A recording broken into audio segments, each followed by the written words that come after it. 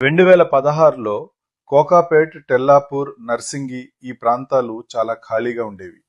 పొలాలు, చిన్న రహదారులు, పెద్దగా అభివృద్ధి లేదు. అప్పట్లో చాలా మంది ఇలా అనేవారు, ఇది సిటీకి చాలా దూరం, ఇక్కడ ఏమీ లేదు, ఇక్కడ ఎందుకు ఇన్వెస్ట్ చేయాలి?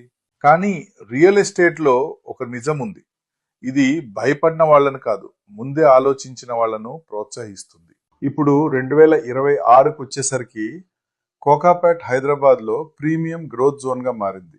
ఎత్తైన భవనాలు, పెద్ద ప్రాజెక్టులు, భారీ డిమాండ్. తెల్లాపూర్ ఇప్పుడు residential hotspot, gated communities, IT corridor కి దగ్గరగా ఉంది. పూర్తి స్థాయిలో అభివృద్ధి జరిగింది. నర్సింగి ఇప్పుడు ఫైనాన్షియల్ డిస్ట్రిక్ట్ కి నేరుగా కనెక్ట్ అయింది.